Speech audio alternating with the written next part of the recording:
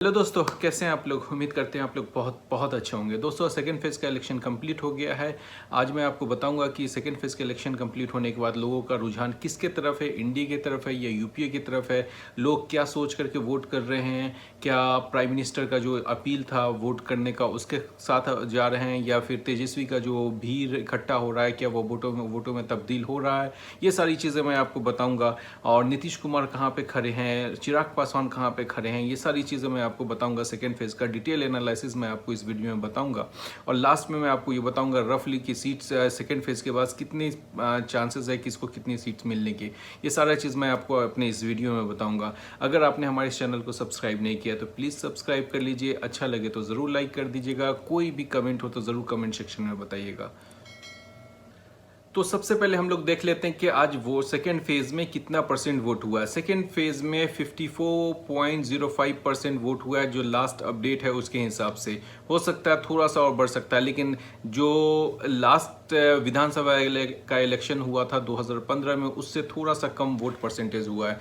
एक बात और इसमें नोट करने वाली बात है कि वोट परसेंटेज शहरी इलाका में थोड़ा कम हुआ है। लोगों ने कम वोट किया है शहरी इलाकों में। ग्रामीण इलाकों से वोट परसेंटेज जो निकल के आई है वो थोड़ा सा ज़्यादा है एज कम्पेयर टू शहरी इलाका। अब ये इसके क्या मायने हैं मैं अभी आपको बताता हूँ। दो चीज़ें इसमें हो सकती है। एक तो ये कि बीजेपी को कहीं ना कहीं शहरी वोटर्स बहुत ज़्यादा पसंद करते हैं, बहुत ज़्यादा वोट करते हैं। उनको कम वोट करना, तो कहीं ऐसा तो नहीं है कि बीजेपी और जदयू के खिलाफ ये जा रहा है, वोट कम कर रहे हैं। दूसरा ये एक और रीज़न है कि कोरोना की वजह से शहरी वोटर्स ज़्यादा नहीं निकले हैं वोट करने के लिए। ये दो पॉसिबिलिटी है।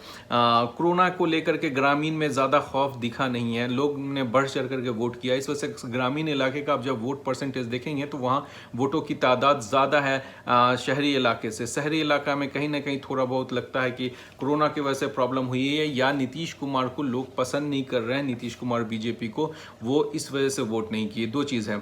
एक चीज़ और मैं आपको बताता हूँ इंडिया के प्रोस्पेक्टिव से, जो मैं इंडिया में देख रहा हूँ। इंडिया में सेकेंड फेज में एक चीज़ साफ दिखा है, जो मैंने अपने पिछले वीडियो में भी बताया था कि नीतीश कुमार का परफॉर्मेंस धीरे धीरे डाउन हो रहा है, बहुत ज़्यादा डाउन हो रहा है। उनके रैलियों में लोग नारे लगा रहे हैं, उनके खिलाफ प्याज भी फेंका जा रहा है। उनके रैलियों में बहुत ज़्यादा उनको विरोध का सामना करना पड़ा है नीतीश कुमार को, उन लोगों का गुस्सा का सामना करना पड़ा है नीतीश कुमार को। तो नीतीश कुमार का परफॉर्मेंस एनडीए में डाउन हुआ है, बहुत ज़्यादा डाउन हुआ है।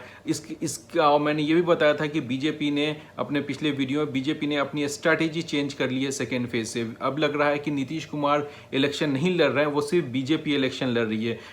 कहीं पे भी इलेक्शन हो रहा है बीजेपी अपने ऊपर। प्राइम मिनिस्टर का रिसेंट का 4-5 रैली देखेंगे तो उसमें आपको क्लियर पता चल जाएगा कि वो अपने ऊपर लेकर के अब इलेक्शन, बिहार का इलेक्शन लड़ रहे हैं। तो ये सारी प्राइम मिनिस्टर की रैली पे मैं बाद में आऊँगा। मैं आपको ये बता रहा हूँ कि अब बीजेपी ने पूरी तरह बिहार को अपने हाथ में लेकर के अपने स्ट्रैटेजी से इलेक्शन लड़ रहे हैं। नीतीश कुमार बहुत ज़्यादा पीछे जा चुके हैं और इस चीज़ का बीजेपी को भी एहसास है, बीजेपी को भी ये लगता है।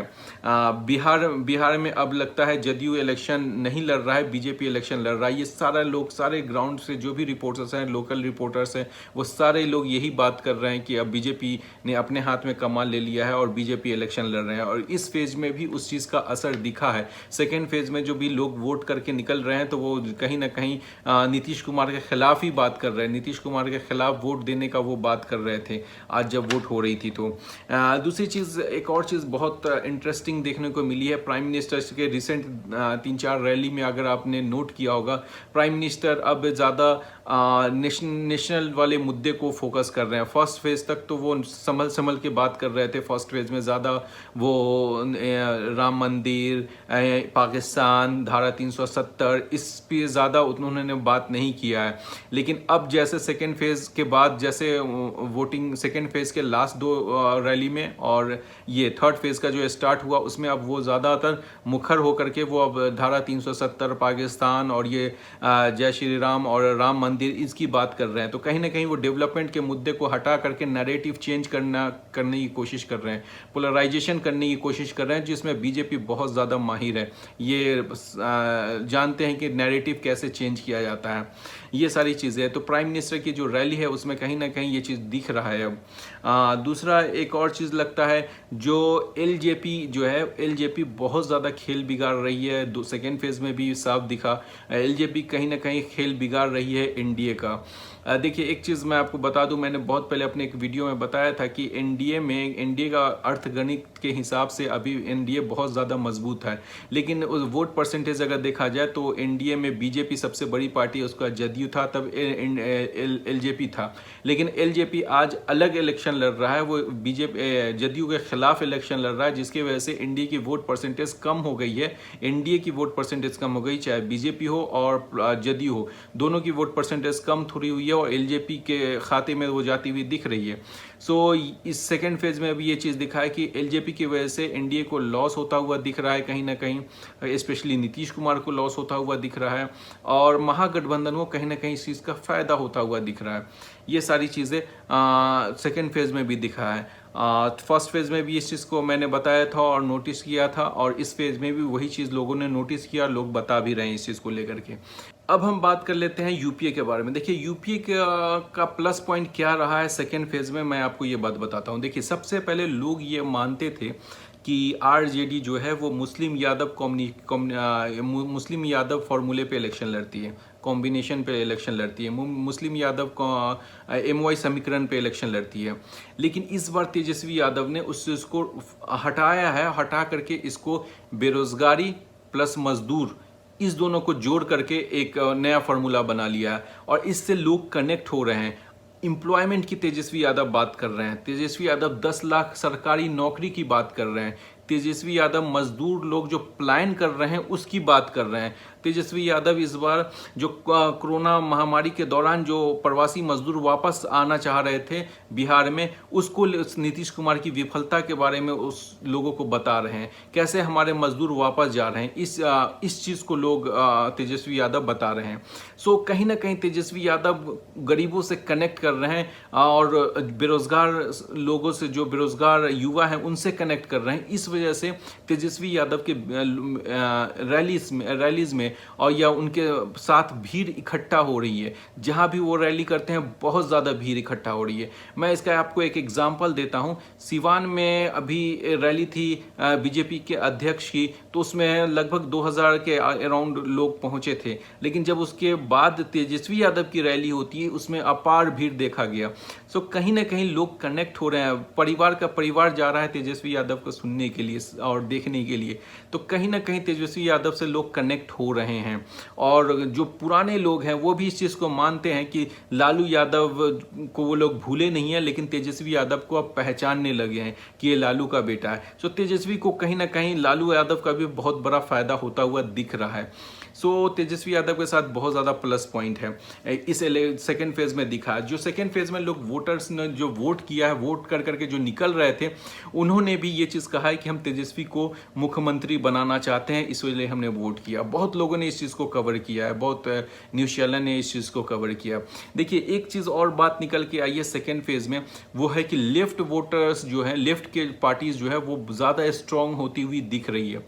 सेकेंड फेज में लोग ये कह रहे हैं कांग्रेस को ज़्यादा सीट दे दिया गया, जो वोटर्स हैं लेफ्ट को ज़्यादा सीट देनी चाहिए थी, क्योंकि लेफ्ट के वोटर्स जो है वो कमिटेड वोटर होते हैं, वो चुपचाप वोट कर देते हैं। लेकिन कांग्रेस पे ज़्यादा आप नहीं ट्रस्ट कर सकते, वो एमएलए जीतने के बाद कल होकर बीजेपी में चले जाए या जदयू में चले जाए, वो एक अलग की बात है। लेकिन लेफ्ट जो है वो बहुत कमिटेड होते हैं, अगर उसके एमएलए जीत के आएंगे तो आरजेडी के साथ ही रहेंगे, यानी यूपीए के साथ ही रहेंगे। तो बहुत लोग इस चीज़ को मानते हैं कि कांग्रेस को थोड़ा कम सीट होना चाहिए और लेफ्ट को और थोड़ा ज़्यादा सीट होना चाहिए। ये तो खैर रिजल्ट के बाद पता चलेगा कितना सही डिसीजन था या कितना गलत था। लेकिन एक चीज़ और है इसमें कि कांग्रेस को थोड़ा अच्छा करना पड़ेगा। अगर यूपीए को बहुत ज़्यादा सीटें चाहिए या यूपीए को गवर्नमेंट बनाना है तो कांग्रेस को थोड़ा अच्छा करना पड़ेगा, ये सारी चीज़ें। तो तेजस्वी यादव के सपोर्ट्स में बहुत ज़्यादा यंग लोग निकल के आ रहे हैं। उनके रैली में ज़्यादातर आप देखेंगे तो गरीब और यंग लोग बहुत ज़्यादा निकल करके आ रहे हैं, तो इस चीज़ का फ़ायदा होता हुआ दिख रहा है यूपीए को। उसके उलट एनडीए में बहुत ज़्यादा कन्फ्यूज़न है। नीतीश कुमार पाके जदयू और बीजेपी में अंदरूनी लड़ाई चल रही है। नीतीश कुमार कहीं ना कहीं अब जहां पे भी जाते हैं रैली करने, उनको कहीं ना कहीं विरोध का सामना करना पड़ रहा है। बीजेपी नीतीश कुमार को अब नीचे कर करके वो फ्रंट फुट पे खुद खेल रही है, नीतीश कुमार को पीछे कर दिया उन्होंने। बीजेपी पूरी कैंपेनिंग को, एनडीए के पूरी कैंपेनिंग को उन्होंने बीजेपी का कैंपेनिंग बना दिया है। एलजेपी कहीं ना कहीं नीतीश कुमार को बहुत ज़्यादा नुकसान कर रहा है और ये चीज़ दिख रहा है, क्योंकि अभी जो 94 सीट्स पे इलेक्शन हुआ है, यहाँ 2019 के इलेक्शन में, लोकसभा के इलेक्शन में एनडीए ने बहुत अच्छा परफॉर्मेंस किया था, बहुत अच्छा परफॉर्मेंस किया था। लेकिन इस बार 2020 के विधानसभा के इलेक्शन में ये चीज़ होता हुआ दिख नहीं रहा है। ग्राउंड पे जो लोगों ने वोटर्स ने जो वोट करने के बाद जो लोग इंटरव्यू दे रहे हैं, जो लोग बात कर रहे हैं, या जो लोग एनालिसिस कर रहे हैं, या जो लोग लोकल रिपोर्टर जो ने ये रिपोर्ट कर रहे हैं, उनके हिसाब से ये लग रहा है कि कहीं ना कहीं तेजस्वी यूपीए की गवर्नमेंट बनती हुई दिख रही है, पूरी अच्छी तरह बनती हुई दिख रही है। और नीतीश कुमार को बहुत ज़्यादा प्रॉब्लम है, बीजेपी कहीं ना कहीं लूज करती हुई दिख रही है, एनडीए लूज करती हुई दिख रही है, और उसमें सबसे ज़्यादा प्रॉब्लम नीतीश कुमार को होता हुआ दिख रहा है। नीतीश कुमार को हाई एंटी इनकम्बेंसी का सामना करना पड़ रहा है, और एलजेपी उनके खिलाफ बहुत ज़्यादा टारगेट कर रहा है। एलजेपी जो है, जो बहुत प्लस पॉइंट हुआ करता था एनडीए का, वो कहीं ना कहीं आज नुकसान पहुंचाता हुआ दिख रहा है। ये एनालिसिस है सेकेंड फेज के बाद। अब मैं आपको बताता हूँ अप्रॉक्स 94 जो सीट्स हुए उसके हिसाब से आज जो वोटिंग हुई है, जो भी ग्राउंड रिपोर्ट से खबरें मिली है हमें, या जो भी हमने रिपोर्ट कलेक्ट किया है, या जो भी सारी चीज़ें कहीं बेस पे मैं आपको बताऊँ किसको कितनी सीट्स मिल सकती है।